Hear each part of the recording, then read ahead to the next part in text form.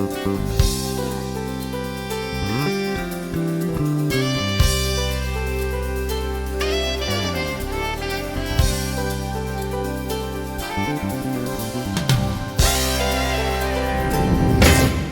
and welcome again to this edition of Piedmont Business Live. I'm your host, Ken Morrison. Today we're talking to Jim Gentry of Gentry Executive Search. Jim, thanks for being with us today. Pleasure, Ken. Thanks for having me. Briefly tell me what Gentry Executive Search does. I started the search business in 2007 after about a 30-year career in human resources. Always had staffing and talent acquisition on my plate in one form or fashion, and along the way worked with some great outside search firms, and it appealed to me as something I might enjoy doing one day. So I'm independent. It's just me, and I work with a variety of clients, some here in the area, some from around the country, in their search and staffing needs. Now, why did you decide to start this firm? Well, I had a penchant for being out on my own. Took a stab at publishing a sports magazine earlier in my career, and then went back into regular human resources work. But again, I had that desire to have my own shingle out there. So in 2007, didn't know what was coming in 2008. Right. From a lot of people didn't. From the economy standpoint, but it was a good time to go out. I talked with some folks and people that I trusted, and they thought my idea made sense, and so I took a leap of faith and went out there. I imagine, with the economy going south like it did in 2008, 2009, and having a very new business at that time, the fact that you not only have survived through that time, but are prospering through that time, I imagine really says a lot for how you conduct business and your whole business approach. Well, thanks, and I appreciate that, and I hope so. Really, our niche is our network. Coming up on almost 9 years now, I'm pretty proud of the fact that every client that I have started from a prior relationship. It may have been a referral from a former colleague of mine that I'd worked with in the past, perhaps another consultant in the area who has a client that needs help with a staffing situation. But everything comes by way of some sort of existing relationship, which is a great story for me to share with my candidates who are coming to me for advice about their search in general. The network is a critical thing. It certainly works for us. Now, do you specialize in any particular industry or discipline? Not so much, Ken. Having been internal to an organization for so many years and being involved with staffing there, I was used to working across different functional areas and also up and down at a variety of levels within the organization. So I have positioned myself over the years as more of a generalist, and really what I hang my hat on is listening very carefully to what my client needs and going out and finding candidates that meet their specs. Listening is a key to business success, and I know that that's got to be an extremely important part of what you do. It really is, and it would be disappointing to me if, for example, a candidate that I present to a client walks in and both parties realize that, hey, this is not the sort of person or the sort of opportunity that's going to work. So it's really important to me to listen to my client on the front end, get a feel for not just what the job description itself says, but also the key factors they're looking for in a candidate that's going to make them successful. And also having a good long conversation with any candidate that I present about what their needs are, what they're looking for in an opportunity, so that that they feel excited about the role on a day in and day out basis. It all has to come together for it to work for everyone. Gotcha. Now, what levels do you tend to focus on?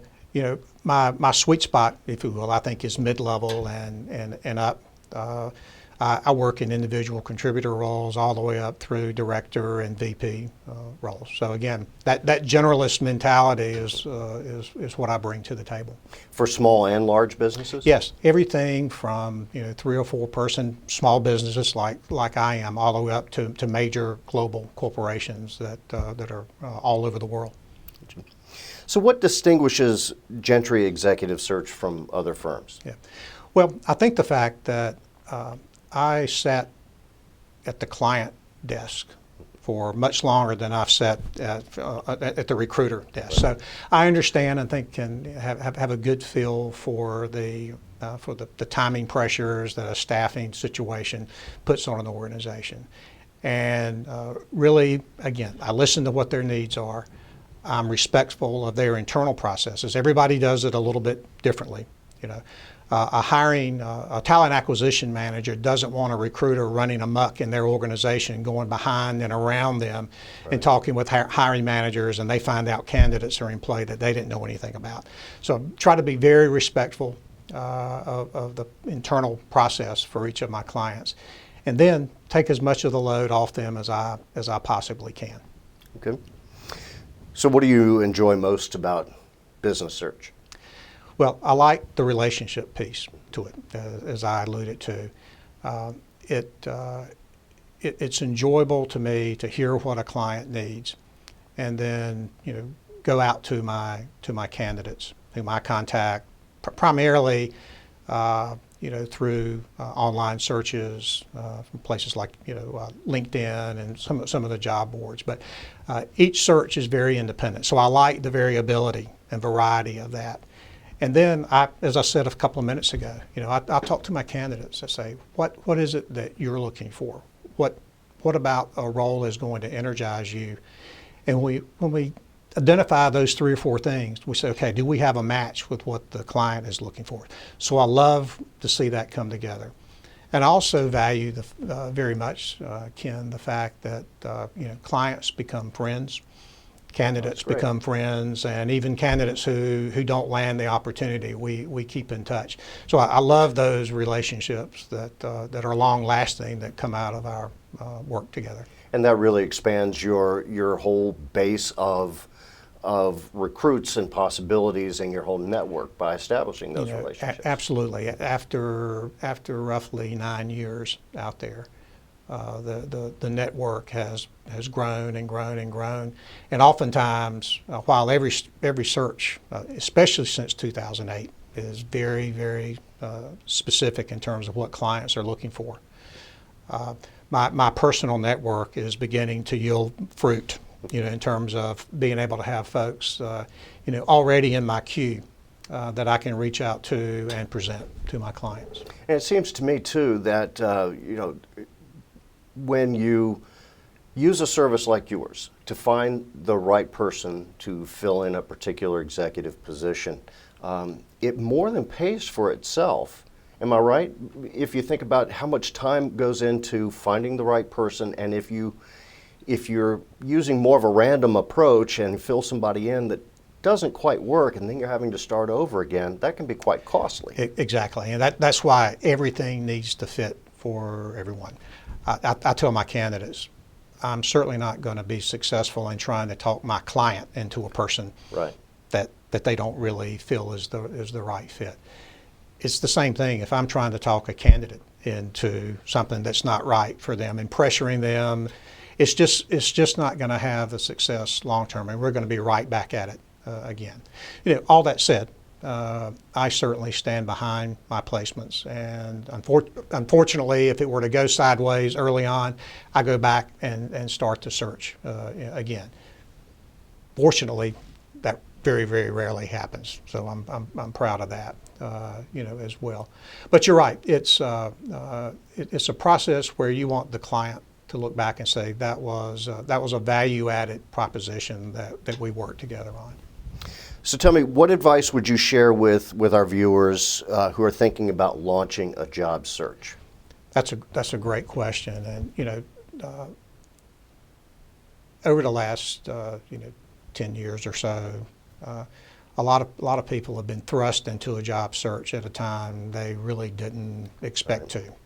It wasn't on their terms. Right.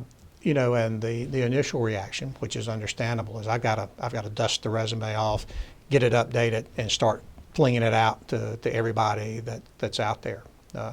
My advice, whether you're doing it on your time or again in an unexpected fashion, is take a little bit of time to step back, reflect on those key strengths that we referenced a few minutes ago. What are you doing? What gifts do you have that you are putting into play when you're at your best? And so I encourage folks, think about the accomplishments that you're most proud of. Figure out what skills you rely on to achieve those things. Right. And put together kind of a self-inventory and a good branding statement that says, here's who I am. Again, when I'm at my best, this is what I'm doing. When you have that buttoned up, you can make sure those accomplishments are reflected on the resume. But more importantly, when you go in to have, even if it's a networking conversation or an actual interview, you have your strengths identified, you can articulate them well. You can also use that self-inventory as a bit of a sounding board. If you're hearing things, say, I'm pretty good at that, but that's not what's going to drive me. That's going to burn me out if I'm doing this day after day, you know, over time. So I really encourage folks out there, know yourself, know what drives you, and then look for the opportunities that on a day in and day out basis give you the chance to put them into play. And as you were describing that, it called to mind to me that if you spend some time kind of identifying your strengths and what it is that makes you you, that's got to help your self-confidence, which is going to help you in the job search. You're exactly right. I tell folks a lot, you're likely not going to be tripped up on a question because it all folds back in. Why are you interested in us? Why should we be interested in you? And again, you can take those strengths and apply them to the requirements of the job that you're looking for. And you can truthfully say, I know myself, and I can tell you this matches up with what I'm looking for. Now, of course, there are elements of every job that are not going to play to those strengths. We do them, and we do them well.